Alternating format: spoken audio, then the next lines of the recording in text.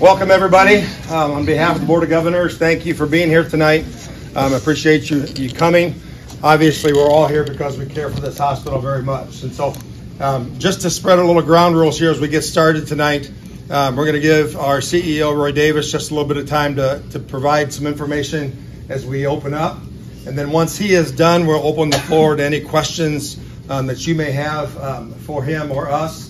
We'll let that go for about 30 minutes until 6:45, right in that vicinity, as questions come out. So again, thank you very much. We appreciate you being here. At this time, I'm going to turn it over to Roy. Good evening and welcome everybody tonight. First, I want to give an update. I'm sure you've seen the press releases that we were trying to look for acquisition or partnership with systems. Unfortunately, healthcare is losing business right now for everybody. So we were unable to find anyone to do a full acquisition, and then also we were not able to do any partnerships. The main issues there is the bonds. We owe about $7 million on our bonds to Fifth Third Bank and Huntington Bank. That's on this new hospital addition on this end, and then the second part is the OPERS retirement. So when another hospital takes over an OPERS facility, all of that liability moves over to that facility, whether it's a partial stake in the place or it's a full takeover. And so what OPERS did, John Kasich, when he was governor, was pushed the debt of the OPERS off the state books back to the institutions, the counties, the townships, the other hospitals. So ours runs about $17 to $25 million worth of liability. So that's all future retirement payments and health care payments. So that's a huge thing to have on the bottom line of a hospital. Makes $25 million a year. If another system took us over, all that liability would move over to their books, which if you run a business, you would not want to pick up that much liability and debt on your books. Plus the bonds. So we tried our best for 6 months. We got close on a lot of deals. It was just once their accountants and bean counters got down to it, it was just impossible to find a way for them to make money, which is a lot of systems want to do. It's to make money. So what we're doing now is going through and readjusting, moving to Plan B. So a lot of the feedback I get from the communities, the employees, the board, is what the community needs is an emergency room. It needs some surgery, some inpatient, but most importantly, it needs its primary care. It needs to be able to get its x-rays lab, its 3 therapies, speech, physical, occupational, respiratory, and to keep those things local. And of course, when you have the big things, you go to Toledo, Fort Wayne, stuff like the normal patterns to the Mercies, the Meditechs, Parkeys. That thing wouldn't change. How did we get here? 2017, they signed over their billing rights to a third-party vendor to bill patients in Texas and Florida for lab work. The big insurance companies, Anthem, United Healthcare, Medical Mutual, came back and placed basically a $25 million fine on the hospital. The people that did the deal with the hospital are all in prison. They were all given federal sentences of 10 to 20 years. They did this to a bunch of hospitals from Ohio down to Florida. Every other hospital that's went through this is closed. We were able to get Anthem to bring our rates back up to normal. That started August 1st. So their penalty over the last 5 years is they've kept 50 cents of every dollar they paid us, which is killer. So every surgery we did, we lost money on. Every x-ray we did, we lost money on. It's just this continuation of these things like that. COVID hit 2020. Federal government did payroll protection loans, about $3.5 million. That kept the place afloat. Also did Medicare advance payments, which was about $10 million, which kept the place afloat to get through those penalties and stuff like that. Went with the new electronic medical records in May of 21. did it during COVID where they didn't have anyone on site to train people. Previous CEO pulled the trigger to go live with it, with it being 23%. She was warned that it'll financially ruin the place. That decision there cost $15 million at least for us to rebuild and repair our billing system, which is still broken. We're still working with Meditech on things. It's a lot of things going on in the background. So the operational changes we did, closing OB was the hardest thing I did, but state of Ohio was only paying us $1,400 per birth, and our coverage to cover staff and liability and equipment was about $50,000 a baby, and it's just an unsustainable number to do that. That bought us more time, about $2.2 million a year. You know, we did a lot of adjustment of staffing. We're very limited on inpatient. It's very expensive to do inpatient.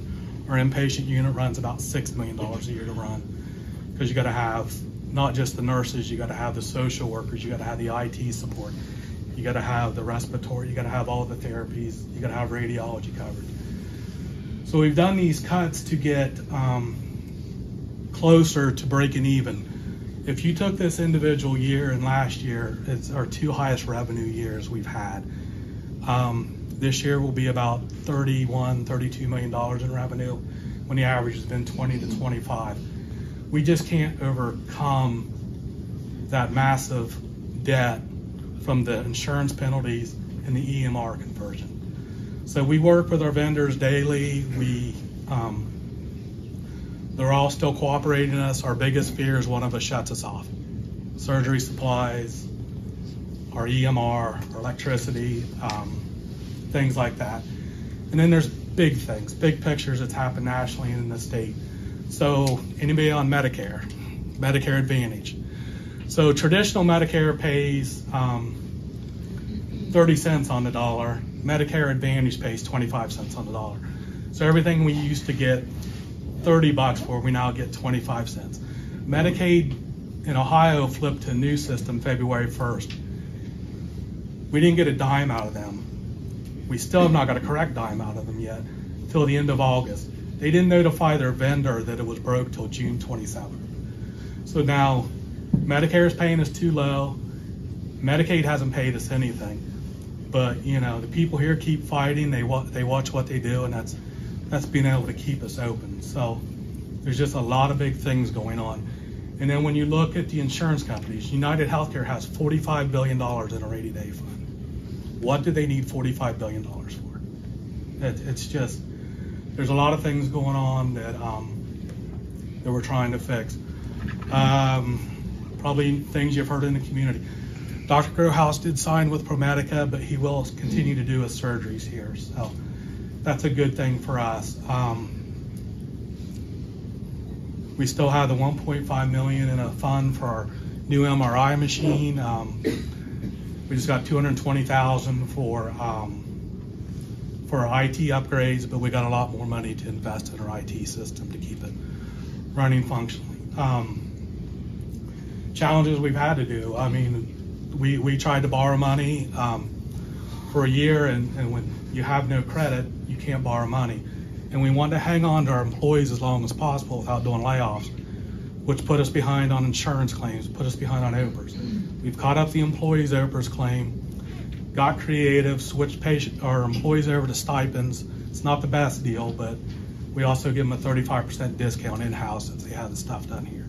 So we've done everything we can to survive, and we're as lean as you can get. We have no muscle, fat, anything to cut off. We're a bare-boned operation right now. So I guess I'll leave it there for questions.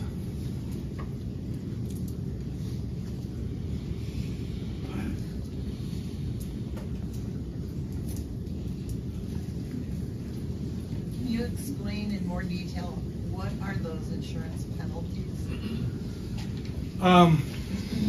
So the deal with the people who went to prison was they kept 80% of the money they collected, and the hospital got 20%. But when people go to prison, they can't pay back money. So we were stuck with the full $25 million to pay back. What did they do with all that money? So the 10 people they sent out to the hospitals, the SAIL people, they're all in federal prison, and the doctor that led it, Dr. Seth Guterberg, you can Google him, he fled to Israel with about $1 billion.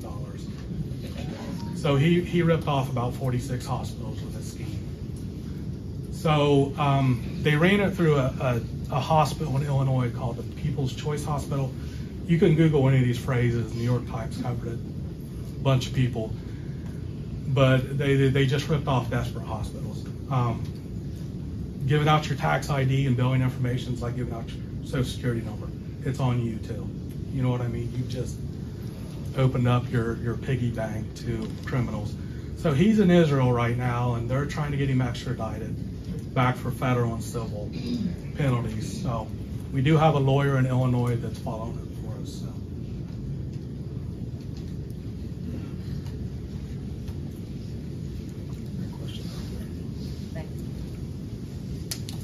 What are we looking at for just in the future now that we're not going to have anybody looking at us to take over? I mean, how are we surviving? I know you said we're lean as lean can be. So we kind of see what does the savings look like with Dr. Growhouse's salary moving to ProMedica. Can we find another surgeon to come in to fill in the spaces? I have a meeting with Senator Brown's office. I had COVID last week, so I lost my voice. It was supposed to be last week. I got a meeting with them to see if they can help us. I got invited to Washington early this week to talk to the different agencies, U.S. Department of Agriculture, Medicare, Medicaid, to sell our case to them. So that's, I think, the 15th and 16th of January, to say, hey, co-sign with us. That's all we need. We can function. We just need a lifeline. So I think as we struggle along, working through all this, it's just week to week, day to day. But we've never talked about a closing day. We've never talked about, you know, any of that stuff. So you're staying open then? Yes. And you're just planning to run on a skeleton crew until you can get a system? Yeah, I don't think we'll find a system, but keep running as long as we can with the people we have. I think that the story that needs to be told is the dedication of the employee and the doctors here, the NPs. I mean, they could go anywhere and make a lot more money at a big system. And they stay because they're loyal to the patients. You know, they all have stories of delivering their babies here. They all have stories of a doctor catching something early with their mom. It's just a wonderful story. It was just mismanaged by a couple bad CEOs in a row. It should have always been a successful place. So going back to the lab and the administrative staff that was involved in that decision, what kind of repercussions are we moving forward? So there's motions against Questions over here, Rose. Can you repeat them so we can hear? Sure. We can hear what they're saying. repercussions against CEOs for the lab. So there's the claims against, as an executive, you get an insurance policy. So there's claims against them. It takes a while to work through, but hopefully there's a settlement there sooner than later. It's, you know, we're not going after their personal assets. We're not going after their retirement. It's, you know, I think they were good people. It just made a very bad decision that, you know, not only affects the 200 people left here, but 3 townships. And I feel it every day. Would it be possible for us to take a vote as employees to dissolute OPERS, to give that up? That's not. No. So it's township owned. To get away from OPERS, you need to do 2 steps. One is to go private. To go private as an organization, you rename it, get all new tax ID numbers, but you also can't bill for about 100 days, which kind of answers that question. So that's the first step, and then the second step is an organization will take you over, which would eliminate OPERS.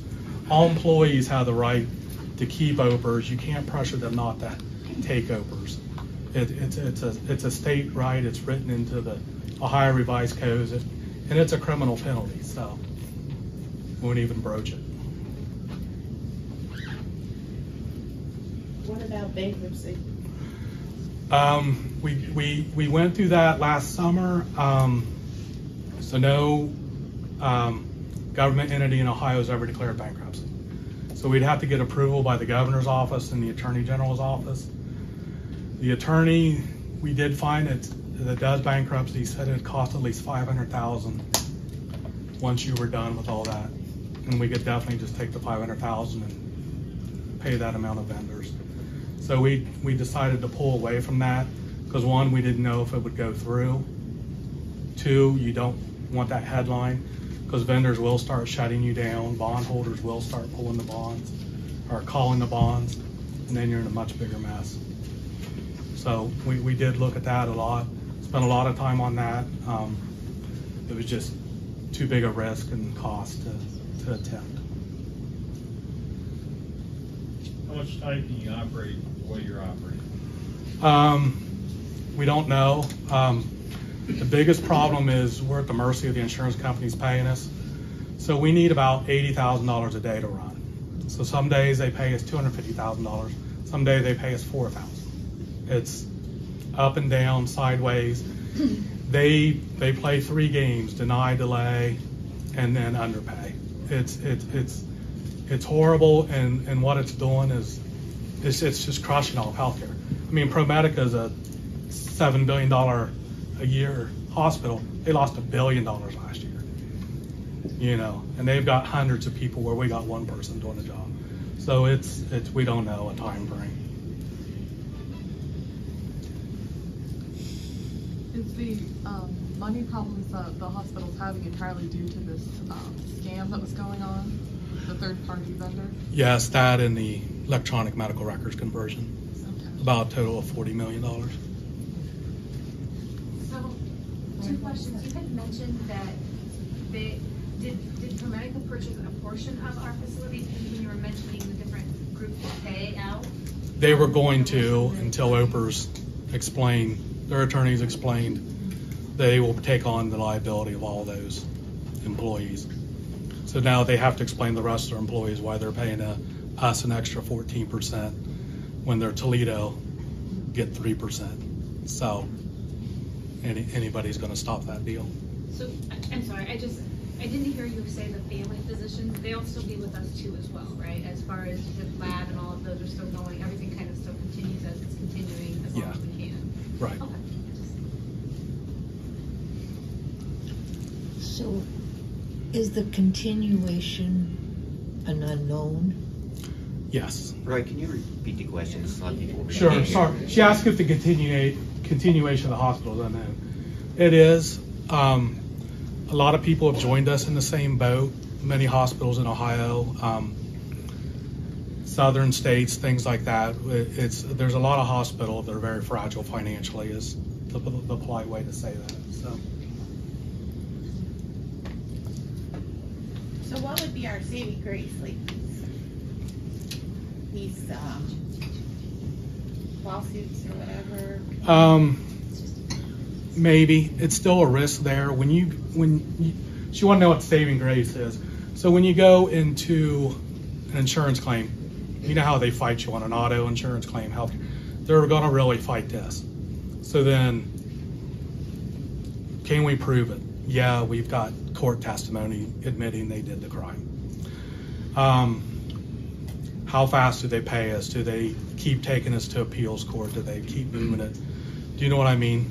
Because like the insurance companies are national, so they could take it to Toledo where we don't have a friendly audience. So it's still an unknown on how we collect that. But yeah, we're still trying to get that. So Roy, what's the decision then to make for you guys? I mean, what is the end goal then tonight? I think we'll discuss that in executive session. We wanted to give everybody a chance here to know what's going on with their hospital, and then also with what we can do as future plans. So what if like the supply, our surgery supplies and everything, like what if they're like, we're done, you guys owe us too much money, we're not participating anymore. I mean, right. Do surgery, we can't. So hospitals usually run on having savings accounts, rainy day funds. This place is always ran on cash on hand. We pay. When we walked in, there was no budget. There was no billing cycle. We didn't know when bills were coming in. It took us a year just to figure out when Medline was due, when the Meditech payment. There was no constructed financial department of the hospital. It was just an Excel spreadsheet. So Medline works with us great. We're part of the Ohio State network, which gives us great leeway with Medline. So, like here we were close to not paying, but we got them paid because we had good deposit days. We just can't consistently get good deposit days in a row is what's dragging a lot of this down. So, that's the biggest challenge, is that unpredictability. Most people in here, you're getting a paycheck every 2 weeks. Well, in healthcare, you get paid when you're like a contractor. You get paid when the person writes the check to you, not when you're supposed to be getting paid. So. Well, I'm confused. You're painting a picture that you have a plan B, as you called it. And yet I heard you say you really don't know where you're going to correct this. So how should I look at that? What it is. And what is it? Which part? To continue this operation. I think what we've been doing for 2 years, we just keep fighting and struggling and hoping something turns out for us. But so you never answered her question. She asked you what happens if we can't get in supplies. What happens if we can't get in supplies and we can't have surgeries or we can't get medications? I think it's pretty self-evident. Closing or delaying or. So it's day to day. I mean, we don't know if we have a job tomorrow.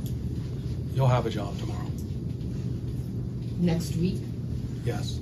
No. You said $80,000 a day to run this place. What about all those back bills? Is that $80,000 considered paying those two?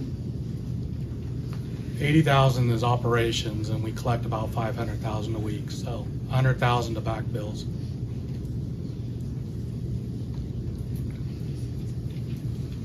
Roy, is the ask to hang in there, see what happens with DC, and go with this level of flexibility? What I've told every employee, every provider is what you do and the security of your family and your paycheck is totally on you. Anybody that leaves, I understand. I don't blame them.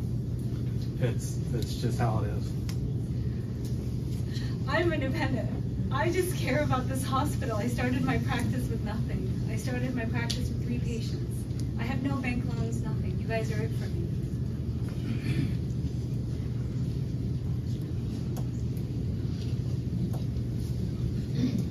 I just want to say thank you for giving this place a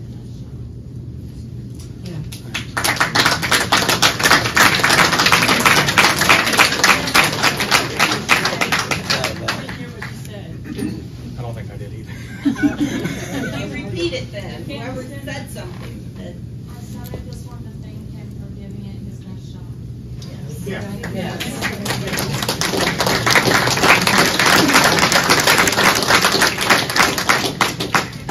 Roy, with you going to like Senator Brown and Washington DC, is there anything that individuals could do to try to bolster any other momentum? Yeah, I think thank you for saying that. I thought of that earlier. So what we talked to Congressman, we talked to the Attorney General a month ago. I mean, we're getting stolen from these insurance companies, and they had no idea till we had that meeting. I mean, there was 5 independent hospitals. One hospital's down to paying their employees weekly because they can't get enough money saved. Another hospital, of course, converted to Meditech. They have $15 million just stuck in drug charges. So everybody's going through these pains. I just think, you know, I know people aren't comfortable with radical transparency. That's what I believe in. You need to know what the future looks like. You know, the story there. If you could contact your congressman, your senators, the Attorney General's office, he has a team working on this for the hospitals. I mean, when you sign a contract and Anthem says we're going to pay you 80 cents on the dollar, and we're getting 39 cents on the dollar, they're breaking the contract. But what they do is we have 2 attorneys, they have 50 attorneys. So it's a 6-month battle just to get a response.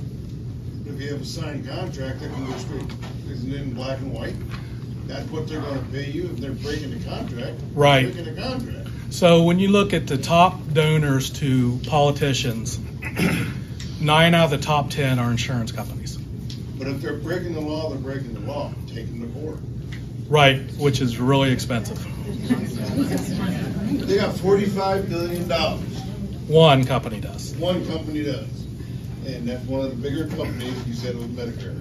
That's Anthem, or that's United Healthcare. Man. Yeah, Anthem's bigger. If I signed the contract and wasn't making the payments, I'd be in jail and making the payments. Well, the problem is the difference between a normal person and a company just because they donate to a politician. Yeah. So the problem is you're from an honorable part of the country.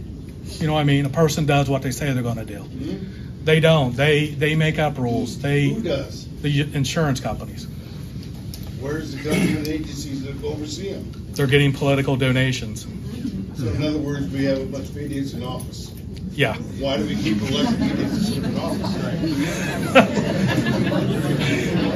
Yeah, you're on a different stump now. So. I have questions known, right? Blow up their email, blow up their phones. But this, on that end, I do think that was a really good point in that I think a lot of people don't know what to say or where to send it. Is there, I don't know if our hospital can release it or something, but somewhere that they can find that information or that we could release what you would want to be said? Yeah, I think we could do a form letter, make it a PDF, attach it to Facebook, list all the addresses to the different offices.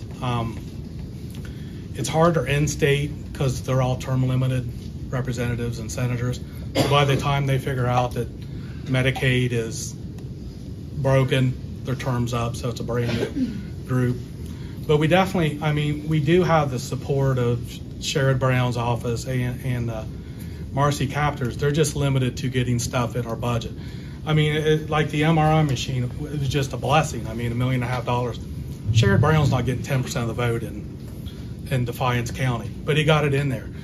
And, you know, and next year we got $2.5 million coming from Marcy Captor and Sherrod Brown to redo our pharmacy, to redo chemo, to do infusion, all those things that people won't travel to get done. But, you know, the thing is hanging on until we can get that money in the door, remodel the space to represent 2023, not 2000 healthcare. I mean, 90% of all healthcare is outpatient or at home, so, yeah. I want to kind of direct this to the board because I don't know anybody on the board on a couple of them, but you got this bomb dropped in your lap when you came here. You got it. What about the 5-6 years?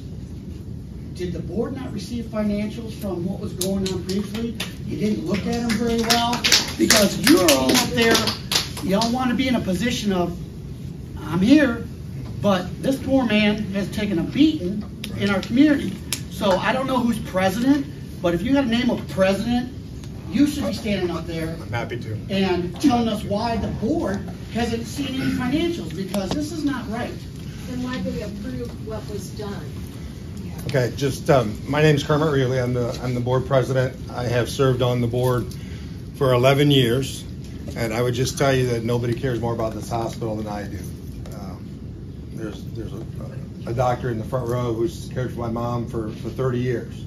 There's a nurse in the second row that delivered all my kids. There's a nurse in the back there to help deliver those kids as well. So nobody else cares more about this hospital.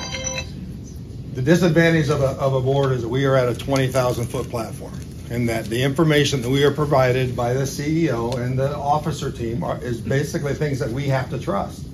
Yes, we take much time in pointed questions and asking questions and making sure our financials are as good as they can be as a board, but we meet once a month is what we meet. So totally transparent. From the time that I've been on the board to now, we've always struggled with collecting money. We've always struggled with our AR, our accounts receivable. National average, I think, Roy, is about 50 to 55 days. Well, I think the last I saw last month was 180. So between the transition of Cerner to Meditech and that whole train wreck, we just have not been able to collect bills. Yeah, all the other federal initiatives that are strapping us is not easy either. But locally, we have to be able to collect money. Insurance claims slow that down. Yes, it does. But the bottom line is that our AR days are out of control, and they have been for the 12 years that I've been on the board. If the old CEO was warned that the Meditech was going to ruin us, then why something they never told us. They told her, right? Never. I mean, she knew, or correct. We were correct. in the dark. Never told the board. But she was involved in a lab deal, so why was she rehired as CEO? Because at the time we didn't know that it was wrong. We as employees knew right. that we were no longer getting paid by Anthem. Right. And a couple of years later, she became CEO and tanked us with Meditech. How? Again, we only know what we know. We only know what we know. Why don't you ask more questions? We ask a lot of questions. We ask a lot of questions. How can you not know that we're not going to pay for that long? That the hospital is receiving no money from insurance when Meditech went live? I know Roy said 2 weeks in here, and he knew there was bad stuff going on. Right. As I said, we are a board that's appointed by the community. We're here once a month. We take the information that we're given. We were never showed the information that if we rolled it out at that given time that it would be 25 to 30% collectible. We were never given that information. We asked numerous times, are we ready to roll this out? And we were given the information that we were. So we're hearing it through the county, and you guys are all business owners or whatever. I've been here 2 years and I've heard more stuff that makes me want to throw up. Right. And you're saying you don't hear anything but the paperwork they give you, and no one can it's like passing the buck to you. No, it's not. I mean, that's why it's not at all. It's not at all. All these people are going to lose their job. We hire the officer team to do the job for us at the hospital. The bottom line. But how does she even qualify? And so we trust them to do that job. Foolish. So nobody actually oversees them doing their job to make sure that they're doing it properly? There's checks and balances at a monthly meeting, but that's the extent of it. That's a lot of money to lose for nobody to know. And you had no clue they went through depositions over the lab Yes, stuff? yes. Those were things that we were aware You of. had no clue of that? We were aware of the things that were being investigated. Okay. Yeah. But then she was hired as CEO after that. But she wasn't CEO at the time. She wasn't, but she was CNO. Right. And was rehired as CEO. Right. Where did you see that jump?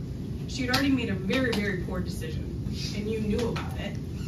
And she wasn't CEO. She was CNO. She didn't make the decision. She still made the decision. The CFO and the CEO made the decisions. Okay, that's just tit for tat, but they were quite involved with that. You cannot tell me she was not involved in that decision. I'm sure you can probably find many employees here that can tell you she was involved in that decision because they personally talked to her about that. That's what makes us so mad, is that he is paying and we are paying and our community is paying for crap decisions made, and the board takes no responsibility of that, of why was that not stopped, and then why was she brought back to control this hospital? And then look where we've ended. One bad decision led to a major bad decision, and we may all lose our jobs. Our patients aren't going to know where to go. People are going to die because the EMS is not going to be able to take on that. We had 3 accidents in one day last week.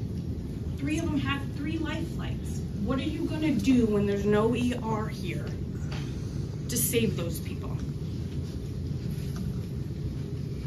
And he's exhausted everything and gets nothing but name called, death threats, all this crap thrown at him, and he's the only one taking the blame. That's not true. We're a board that all of us are bothered by all of this, obviously. But he's getting it physically. You guys go home at night and they know you don't even know what's going on in the community. It Sure I seems do. like this poor guy can't walk down the street. And he wouldn't have took this job if he'd have known this was. I can only speak to what was shared with us at the board meetings. I do have a question. Isn't there some sort of safeguard or safety net that prevents a healthcare desert? Because if this place closes, won't that be a healthcare desert? There's nothing written in law that square mileage, anything like that.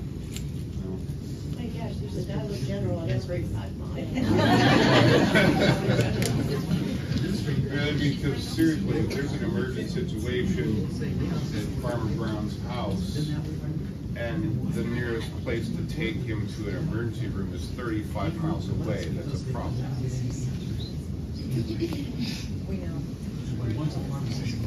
So I would expect that the government would say, hey, we need this place here. I'm not aware of that. No, there's no I law. couldn't hear the question. What did you say, Roy? If there's healthcare deserts, aren't they required to have something? No. Yes. I want to make a comment. I'm very upset by hearing all of this. My husband and I moved back to Hicksville a couple of years ago, and I have been being treated for stage 4 lung cancer. Came back to this hospital, and I just want to say thank you to all the employees, doctors, nurses, everybody, people in the lab.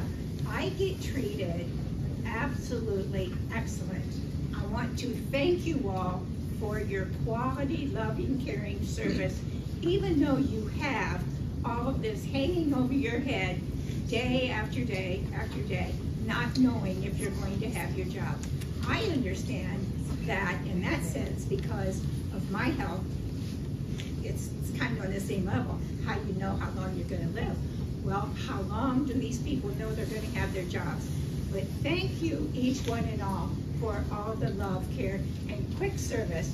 It's top quality care. Yes, I've been to Ohio State and down, and I want to say, I can't get better care than here. Thank you all.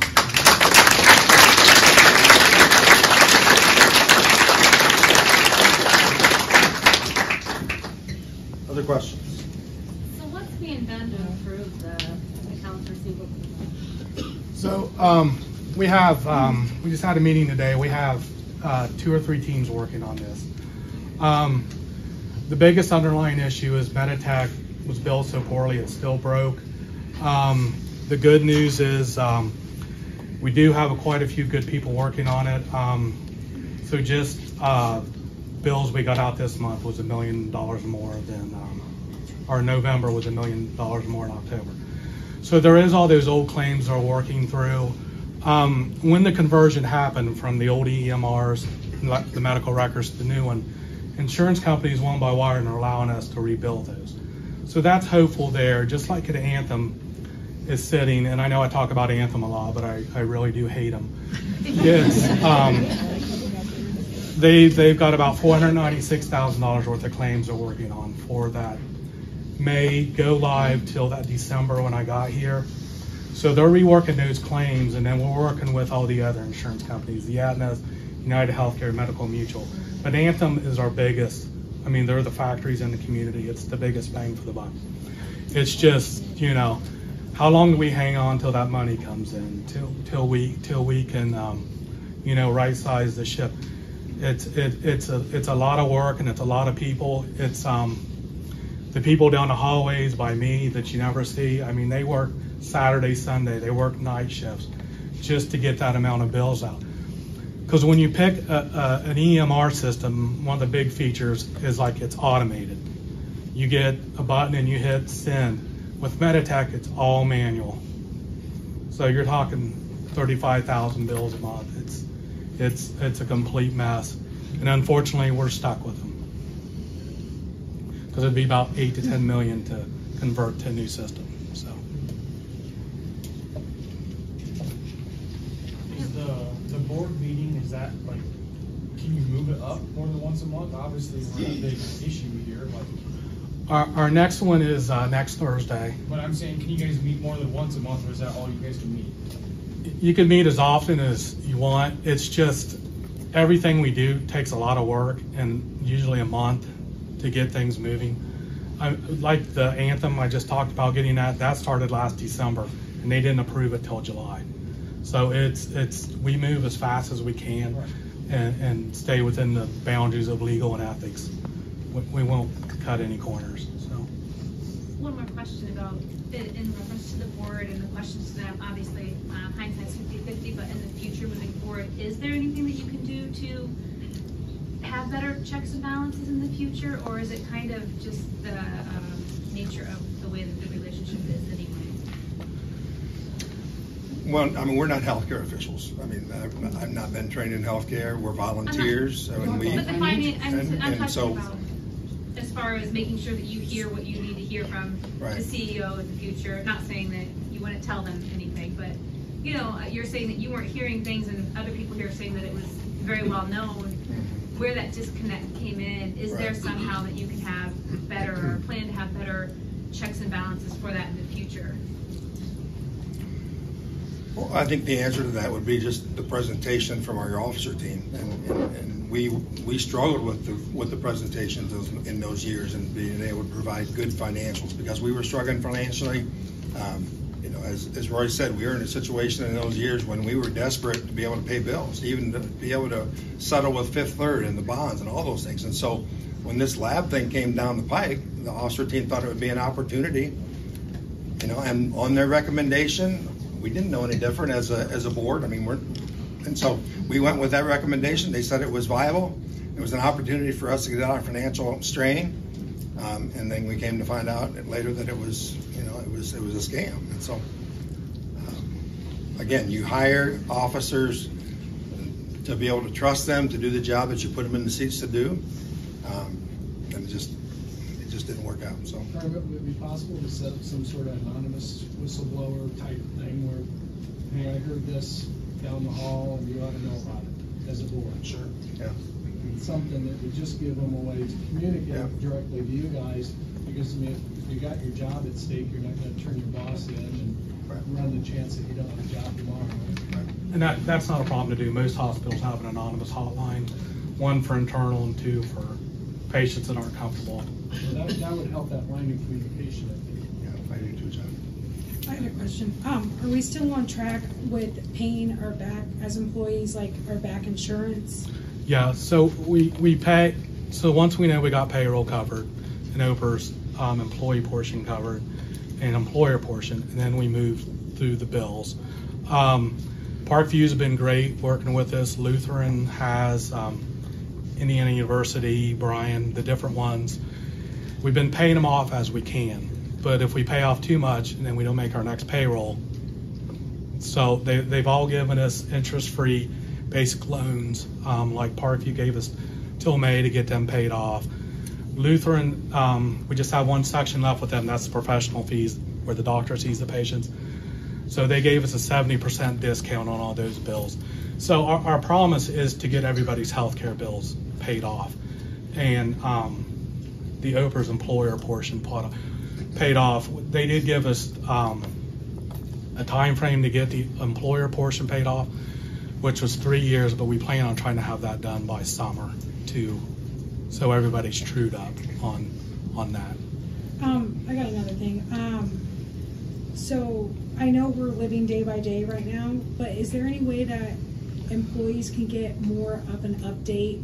Like, I feel like there's so many rumors going around and it's hard to like establish what's going on. I feel like I've been in the dark about what's going on, and I know it was like non-disclosure. I know that, but it's just like, hey, we're still going, we're trying to do this, you know, we're not talking about closing, just a little update, encouragement. Right, so when each of the systems pulled out, that waived our non-disclosure.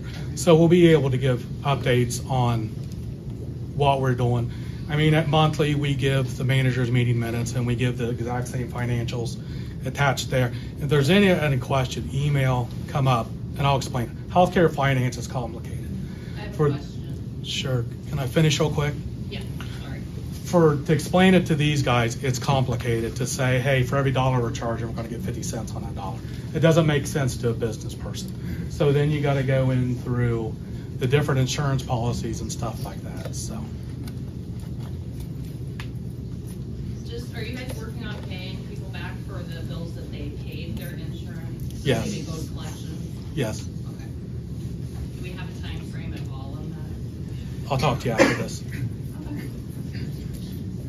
So I agree with what Ed and I agree with what Cammie said, that Roy has put in countless hours, and he's the person who is taking the brunt of all of this, and it is something he didn't create, he is trying to fix it. So how is the board supporting Roy through all of this? So, I mean, for his sake, what are we doing to support Roy so he can continue to do what he feels is best? I think I get the support. I think when you look at the board, you're talking 4 new members. It's, you know, when I told Kermit and Mike of everything that happened, it's the first time they heard it. It's, you know, a CEO has a lot of power. A CFO has a lot of power. I mean, the financial fraud stuff, Amy Oskey found in the back of a closet. It's a file this long, full of affidavits, FBI files. It's just. But we knew about it, though. I mean, I guess I don't understand. Well, you're not going to air your dirty laundry. I understand that, but as due diligence as an executive, you need to tell the board good and bad news, and let the chips fall as they may. If they're not happy with you, then they can dismiss you.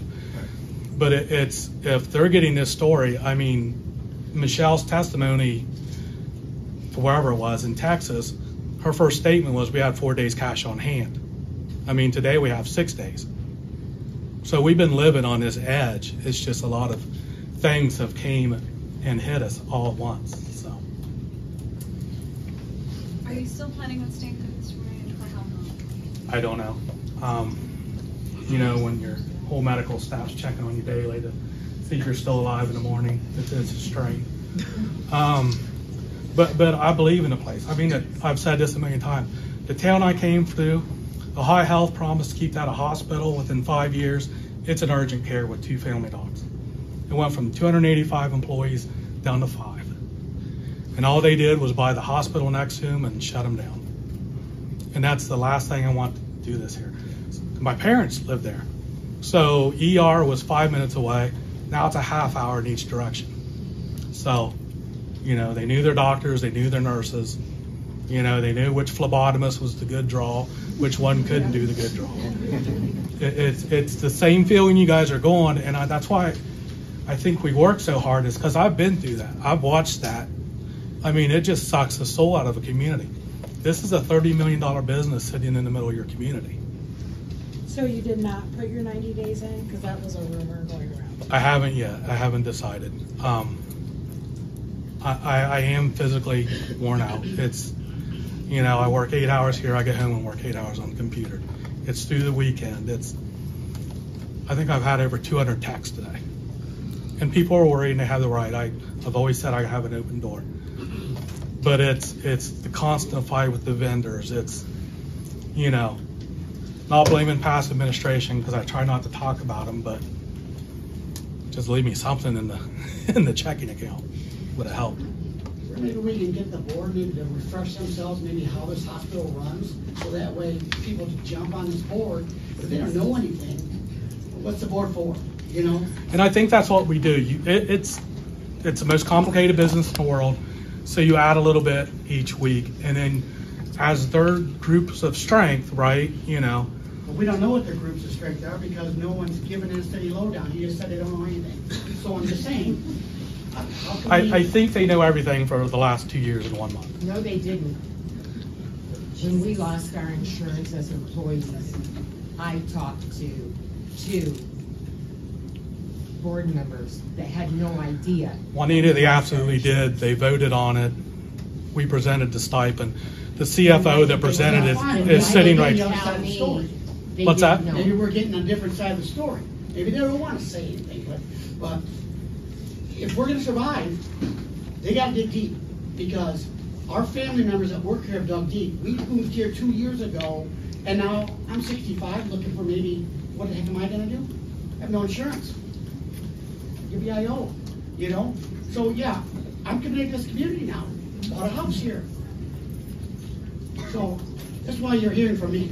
Yeah, and I appreciate everybody's opinion. Absolutely.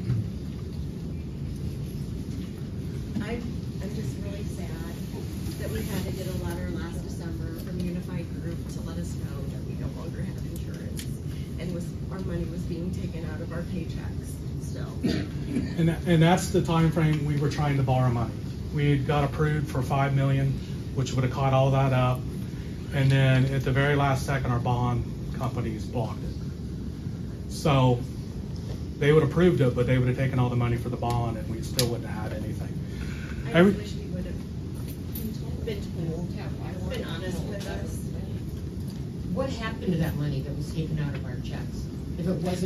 If our insurance wasn't paid, then where did that money go? That's fraud. You took it out of my check and said it went to insurance, but I lost my insurance because it wasn't getting paid. Where did it go? And that's now. That's not previous CEOs. It went to Unified. It's still, you guys paid 10%, we paid 90%. We couldn't pay the 90%. Could I have came in here and laid off 150 people and kept the last 50 insured? Sure. But at the end of the day, I wanted everybody to keep a job. But why didn't you come to us and say, we don't have the money to pay this insurance? Can you? Juanita, we had no budget. We didn't know anything for 18 months of what was even going on here. We didn't know when bills were being delivered. We didn't know when the bond payments were due. We knew nothing about the business. You can sit there and blame me all night and all week and sending. I'm telling you the truth of what happened. And I'm telling you the truth of what we've done to try to save the place. I have to say that I do see where you're coming from. Maybe not everybody's going to, but it's just like repeated phone calls. Oh, you're closing? Oh, we didn't know that. You know, so how are you supposed to believe everything you hear? The only thing you believe is what you believe, and that's one thing you can't. Right, and again, Can you repeat what that says? she's just repeating the fact that we weren't given all the information, and it was difficult for us to make decisions as board because of those reasons. But having said that, understand, you know, all of us have full-time jobs, and that's no excuse. We're hired to be a part of this board. So full transparency is, yeah, we need to know those financials. And I will tell you, these last 2 years, we have finished as close to the black as we've have in the 12 that have been on the board. And that's a credit to Rob and Roy and Brett and that officer team that's been in place these last few years. So, you know, we can sit here and play the blame game, and we can sit here and be bitter about it, or we can decide as a group, we love this hospital enough that we're going to fight for it. And that's where I'm at. I'm totally transparent with you guys. Mistakes were made with past officer teams. I absolutely understand that. And as the president of the board, I take responsibility for that as well. But again, we're not healthcare officials. We put people in their seats to trust them to make the decisions for this hospital and to be transparent with us at board meetings. That did not happen. And we were audited every year. And we were audited every year. That did not happen, guys. I'm telling you. We had great board members. There's past board members in the room tonight. All right, and we made great decisions as best as we could based on the information we were given. Okay, so my thought is this, and let me finish with this. I truly feel that if we can keep this guy in the seat, that we've got every opportunity, if we can collect our bills. We can't operate at 188 AR days. We cannot. And so I don't know how it happens in other hospitals in the country that allow them to get their bills out and back in 55 days, but we've got to find that way. We've got to find a way to get that done. No business, and there's a lot of them represented in this room. I see a lot of you, because I've done business with a lot of you over the years with my family. None of you would operate and survive if you can't collect your bills. Amen? Is that true? How do you pass the audit? How did we pass the audit? Yeah. I'm not the CFO. I don't know. An audit Creative. An audit just tells you where you are. Here's how you did this year. The phrase going concern is in a lot of the audits, which means, hey, you need to make operational changes to get back in the black. You know, did they do them? Was the lab fraud noted in an audit? Yes, it said criminal activity. So those audits have been poor. But the audits, if you go back here 20 years, have all been bad. There's not been a, hey, this is the best year ever. It's been a struggle the whole time. Right. So that's the bottom line, guys. I really feel if we can get our money collected, that we're gonna be able to survive. I really do. Did you have a question? Yes. Has anyone been held liable for the fraud that they've done? Misrepresentation. The people that did the fraud on the outside are all in prison. But what about the inside? What about inside? So they are protected by basically governors and executives, insurance. But they've been giving false information to the board. False is a strong word. Maybe not qualified to give that information. Maybe they did the best they could at the time. I mean, I've been around some great CFOs, and the one before Rob was not a great CFO. He had no healthcare experience. So. Are they liable for anything? That's what we're getting at. I mean, the past CFOs, CEOs. Aren't they bonded? That's the insurance we have on them. Right, that's what we're waiting on. Right. With Dr. Grotehouse leaving and being the main primary surgeon, will we be able to sustain like money coming in from what he brings in for the hospital? I mean, I know he's going to work one day, but he's not going to bring what he's been doing. So what we have to do is get him pinned down on what he is going to do, and then we can start calculating from there. So when you do surgeries, and if he's doing less, then that's less joints we order, that's less, you know, and it's very expensive to run an orthopedic office. So that's a great pressure off our payroll, and I appreciate ProMedica making this deal with us, because they could have said, hey, we're not going to let you come there at all. But they did, because he is very loyal to the hospital, and he understands his importance. We'll just have to keep working to make it more efficient, and you know, I mean, we don't want the 12-hour surgery days. We don't want the killer stuff that, you know, breaks staff's back. But it'll just be a more coordinated, organized thing. So once we get him pinned down, then we can start working Corey, Alicia, what their schedule looks like. Instead of a surgery month of 100, maybe we do 50, 60. But the savings is actually close to what we lost in revenue. In one press release, it said he was doing surgeries one day out of the week, and then I saw another one that just said he was doing clinic. So is he still going to do surgery? Yes, Betty pinned him down today. He will do surgeries and totals here. Sorry, Betty. So we do have him pinned down on that. Now we need to see clinic, what day of the week, stuff like that. Because, you know, surgery, one change, you're jacking up the whole department. So You write a new contract in for him, so that way we pin him down if that happens. you can't do that. Okay. What about going on from Dr. Grotehouse? What about our physicians that we have now? We know we're losing Dr. Poistra. How difficult is it going to be to get another doctor in that place to try to keep the patients, the clientele for us? And what about our other physicians now? What's coming down? They've each been given the same individual decision. That's between them and me. There's 35,000 open family physician jobs in the United States right now. So that means we're competing against ProMedica, Mercy, Parkview to attract these people. And I've said it from the day I walked in, our strength is our medical staff. I mean, you don't see this in other small hospitals. You just don't. It's a rare gem that we have. Edgerton will be hard. Jessica's going to make a run at it as being the NP there, as we do have groups looking for us for family docs to work there. But when, you know, they're showing a Taj Mahal at another place, and then, you know, they see that building from 1975 or whatever. It's not like on TV where the country doctor looks so appealing. No. And that's the big difference. Doctors come out of medical school with $300,000 in debt now. Those doctors didn't come out with any debt. It's a whole new world, and they got to take care of their family and themselves just like anyone else. So I understand all of the parts. What can we offer them to keep them here? What else can we offer them? I think it's the security of knowing that there'll be a hospital here, and all the parts that go with that.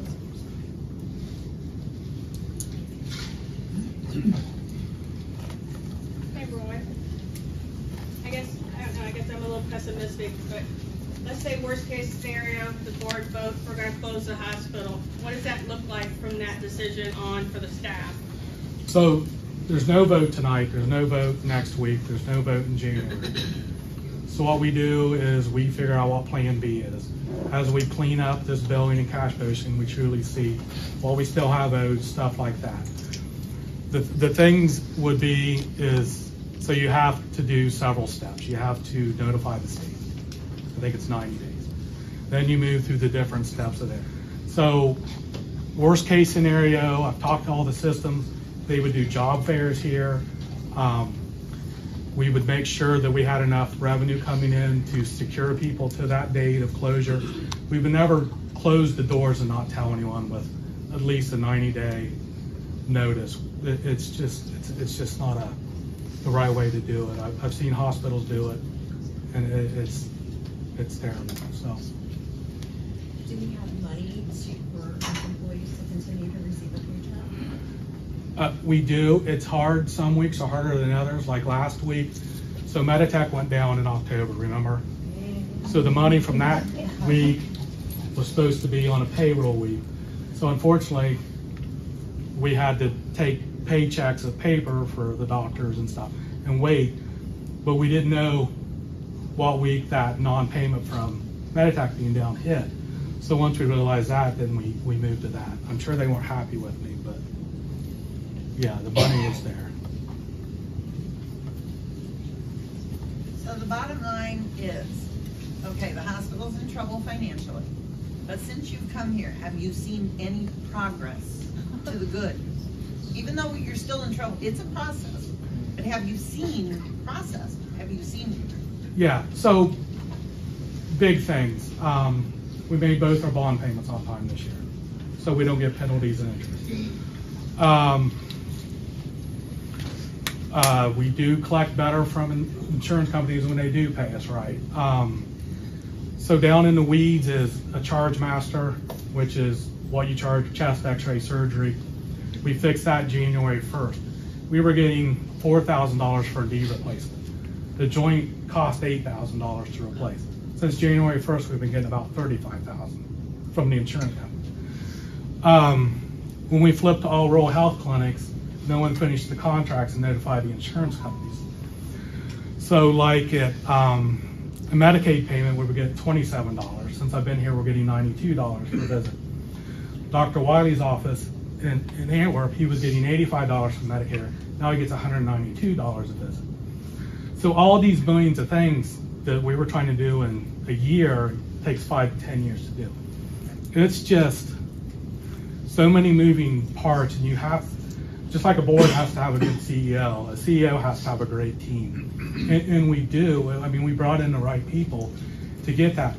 But it's like unraveling a mystery. I mean, you're talking 30,000 things. But you do see progress. I do. It's just how do we get over this hump of the not collecting any cash on the lab and the Meditech. I mean, those vendors want their money just as bad as anyone. And it was at 15 million when we got here, and that debt for that part's down to 8 million. So we've, in 2 years, increased revenue that much, but it's still juggling everything to pay. But I think that's a good sign though, isn't it? It is a good sign, but it's just that unreliability and unpredictability of the future. I mean, we have a ransomware attack, we're dead. If the insurance company has a ransomware attack, we're dead. It's stuff like that. So with our current billing time, how it takes so many days for us to get the billing back, I realize part of that having to manually do that. But is there a common denominator, or I know we've shaken up the billing department several times. So 90% of our denials is within Meditech registration, or how things are crossed over from our place to the insurance companies, because they all have AI. So Mercy, when I talked to them, just in Anthem Medicare, they had $100 million in denials in 3 months. I know I do a lot of peer-to-peer, so and that's part of their plan, right? Let's get the doc on the phone. She's going to say, I don't have time for that call, so they'll take the lower. It's their game of just gaming everything out. So I do believe in the people we have billing now.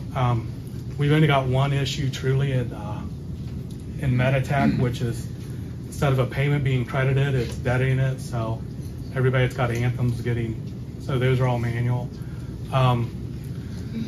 We just had a meeting today. We got our cash posting cleaned up. And of course, the bad debt thing from 2 months ago, which was it was a human error, but it was still an error, and it was a very embarrassing, expensive error. We fired that company, and we met with a new company today, and they'll be up and fully running. I think January 1st is what he gave us. So there's a lot of things moving. It just takes a long time to get there. I have a question. Another question, sorry. And on the end of surgeons and stuff, I know that you have spoken different times about trying to get them in here. Has that been difficult to find surgeons that will come here, or have you had any lobbying interest with that aspect? It's hard because we do need a capital investment in our surgery department. It's probably a third of what it needs to be as far as space. Like urology needs special equipment. You know, if we brought in any other ENT, cataract surgery is very profitable. If we brought that in, we still need that initial money up front to invest. ProMedica is working for us to kind of find those doctors and share them, where we keep the technical part, which is what we want in surgery, and they would charge the professional part. So they have their challenges too, just like we do. University of Toledo's takes their doctor. It's just a whole war of. And one other, especially that I know we had in the past, have we been able to consider getting pain management? Is that something that's been, or not? Yeah, and pain management needs to be right. You can't run a pain management clinic because they take all the money back to Brian. You have to do the fluoro, you have to do the injections that make that money and keep the patients here.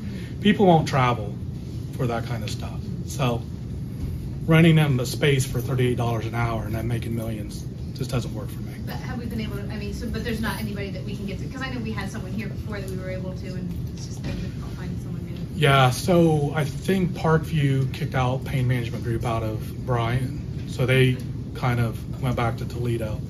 And it's an anesthesiologist, and they're not the cheapest things around either, so. Will all of your satellite offices, like Antwerp, Harlan, Edgerton, are they still all operational? Will they continue? Do you still have the same doctors? Yes. We do have Dr. Koister resigned. His last day will be the 18th of December. Okay. And then Jessica Slatterly, she's an experienced NP. She'll be up there and maintain that office. It's very important to us to keep a healthcare presence there. So that's the goal. I just want to make sure that, like, while I'm here, that I heard this right. I hear, like, a lot of hope and optimism that, I mean, that we're gonna be okay, even though it's gonna be a struggle. And I just wanna make sure I heard this right, like, if we were going to close down, you're gonna give us a 90-day notice as an employee, because as an employee, you know, I love this hospital, I love the community, I wanna be here, you know, but you gotta think, you know, should you look for other jobs? And if you had, are we gonna have that 90-day window? Is that what you're saying? Yeah, by state law, you have to notify them. Like when St. Luke's closed in Toledo, they had to give a 90-day notice. They were able to either hire everybody within Mercy, or they were able to find them another position. And I think they let all their physicians out of their non-competes also, so they could go. So it won't be like, don't come in next week, it won't be like No, that? no, I wouldn't do that anymore. Or maybe just having like a monthly open forum meeting with all the employees, just 30 minutes, just lunch, you know, just to meet with them and let them know, like, if you can, just to answer their questions. I know it's a lot on you, you have enough on your plate, it's like, how do you find time? You know, like, and sometimes I'm like, Roy, I need to talk to you. So we'll be having a monthly lunch with Dr. Sorolla. Answer all your questions. And it's hard because I can't address every rumor. You know what I mean? And I can only give information when I get it. When you talk to a system that's got 10,000 employees, it takes a while to get through their law firm, through their. I know the unknowns there, but I never want to give one false hope, and two, I don't want to say something we're going to do that we can't. Last one, I promise. My big thing is, how do we continue to ensure that Dr. Groothouse is going to have the supplies so we can continue to do surgery here? So that's the reason supplies were behind this week was the payments from the down week. So that's our normal week. So how we pay our bills is 1 week's payroll, next week's supplies, vendors. They hit us on a supply and payroll week for that 6.5 days.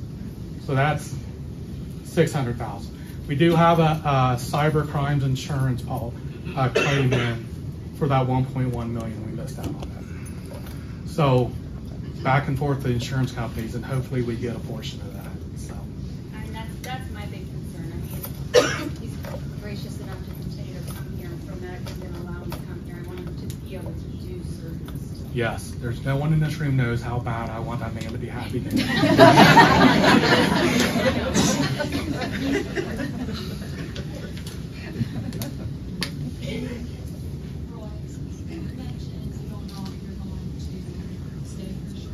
Yeah. So there's different organizations that can provide temporary CEO, CFO. It would be a handoff.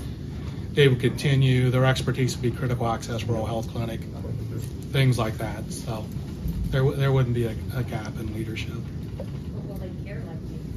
I doubt it. That's part of the problem. Would the board step in, like if we just get a temporary, it's not like having you here, it's a temporary thing. I mean, I feel like you're fighting the most, and if we get somebody temporary or somebody, I mean, just like a substitute teacher, if they're not, it's not you, so are we gonna sink? I mean. No, so what it looks like, and other places have done it successfully, is they interview with the board, like Addie and I would screen them, well-qualified people. There's a lot of hospitals doing worse than us right now. I mean, it's hard to believe, but there are a lot of hospitals doing worse than us. There's been 110 hospitals closed in 6 years in the country, and they're all small and rural. So, you know, that's a board decision how they want to do that, but that would be my recommendation is someone that's, you know, at least CFO experience, CEO to take that dual role, and they've worked with Meditech, or they know they can dive in and do the job.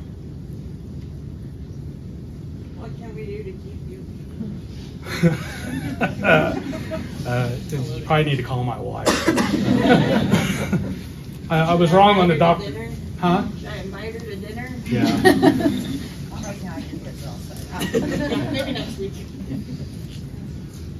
I can't emphasize this enough. I talked to Mia, you still here, or did you leave? Anyway, Fort Wayne, Wayne 15, I said the strength of this hospital is the people. Anything that's happened here is not any of their faults. It's just bad decisions in the past, just haunt the place. We need local health care. We need a local emergency room. We need that primary care. It's just the mission of what we can do. I think we know what we can do and can't do. And that's what we got to keep focusing on. So, what would you think of the chances if we can't make it, we close, and we meet this year with some other big Parkview, Medica, or whatever, come in and we not maybe have to take on that debt and start something here so the community does have it? A normal blueprint for a system would they build their own clinic. It would look like an urgent care family practice with an x-ray and lab, drawing station. That's probably what any of them will do. But no one said anything. Parkview tried to buy land from a farmer. He called the board called me, and I said, no, I appreciate it if you pass on that, and he did. So there is support for not letting the big systems in. So. If there is support, could we try another capital campaign? It would be rough. It takes a lot of time and investment to do a capital campaign. And it's a hard sell right now to sell, hey, you know. A lot of people here tonight. Right. Yeah, it's just hard and difficult to make that ask until we get a secure bottom line. Because the last thing, I mean, I've had people call and say, hey, can I loan you $100,000? And I don't want that unless I know I can pay them back. You know what I mean? People donated before to buy x-ray machines, help build a cafeteria, stuff like that. They don't want to pay old bills. That's not an attractive sell. So, yeah. I've not heard, I heard this a while ago when we had a meeting, and I haven't heard any updates or anything. What about Michigan is looking into downtown doing therapy on people? Is that still going to be a go? Yeah, I think they had open house last week. I don't worry about our physical department at all, therapy department at all. They'll be out of business. I mean, they got 2 new graduates they're bringing in.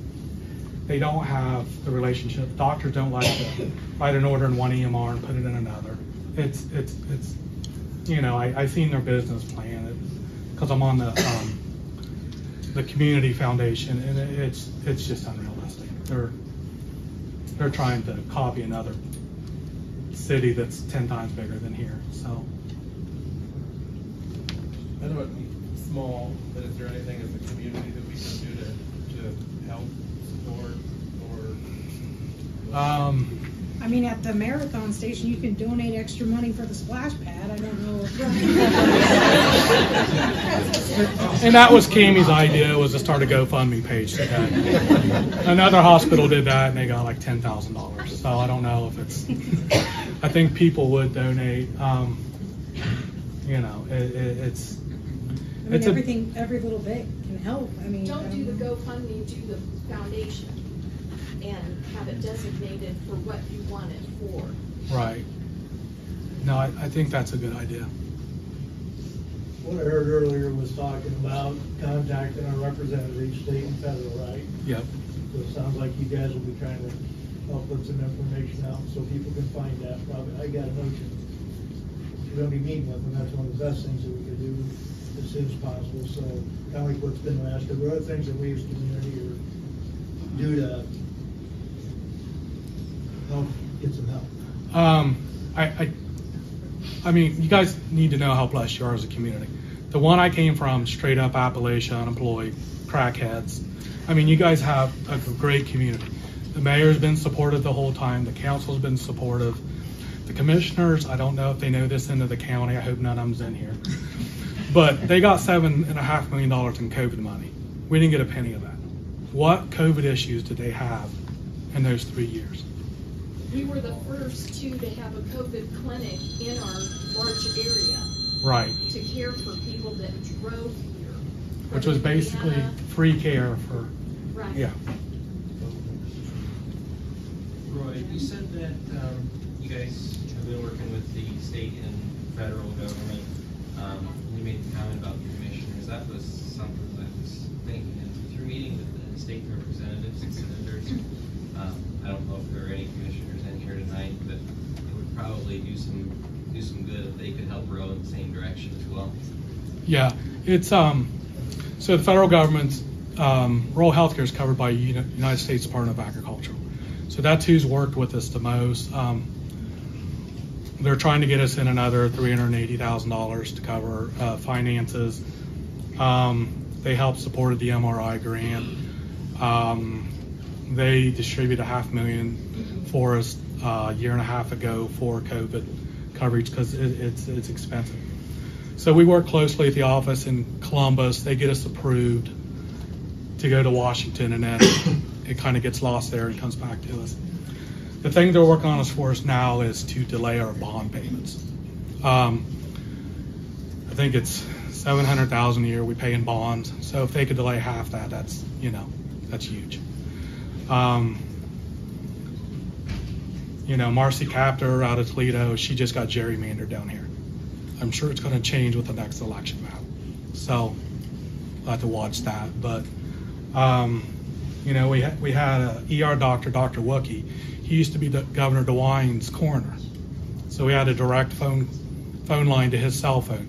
So he was able to help get through this COVID money we got in June, which was about $800,000 to us. So they do work, but they are constrained by, they got to keep the budget in line, stuff like that. State budget 2 years.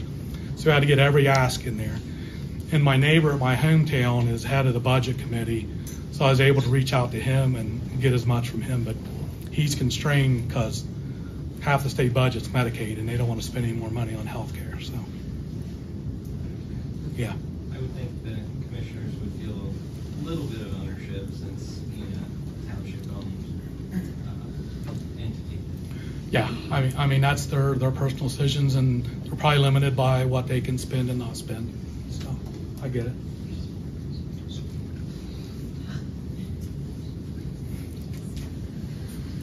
Yes, sir.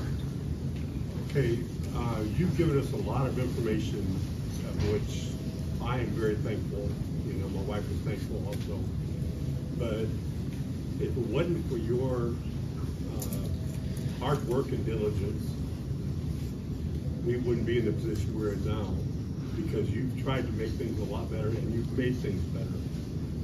And I think the majority of people here feel that way, and I want to give you a hand.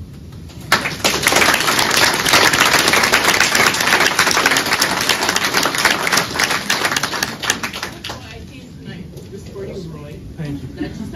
But I do believe anyone competent in hospital operations would have seen all this within the first day. I've had a great team. Addie, Amy, Rob came back to support me. It's Betty, been beat up for so long I don't even recognize her. Her hair's straight now. It's just easier. Yeah, it is. It's just getting, the old administration was a top-heavy down decision maker. And I don't have all the answers. I could never work as a CFO. CNO is the hardest job in healthcare. It is, you're beat up from the time you wake up to the time you get home. It's just, let them do the best things they can do. I get all the time and say we have the best cafeteria in healthcare. It's yeah. It's the first crew I've ever seen smile. That's a lot of hospitals. Because I love my job and I love the people who I work with. Housekeeping, call 5580. Housekeeping, call 5580. I was speaking with Dr. Grouthouse, who is unable to be here today, but he's watching. He just wants to reiterate, he is 100% committed to this community. It's going to look a little different. Our follow-up is usually going to be with me as a nurse practitioner, but he's here for it. He's here for us. This was kind of, like you said earlier, a blessing to get his salary off the bills so that we can continue to operate and do those surgeries. Any other questions? Okay, if not, thank you. Thank you for being here tonight. Thank you for your input. Thank you for your comments. We appreciate that. Now I need a motion, board, to go into executive session. Is there a second? All those in favor signify by saying aye. Aye. Motion passes. Thank you, everybody.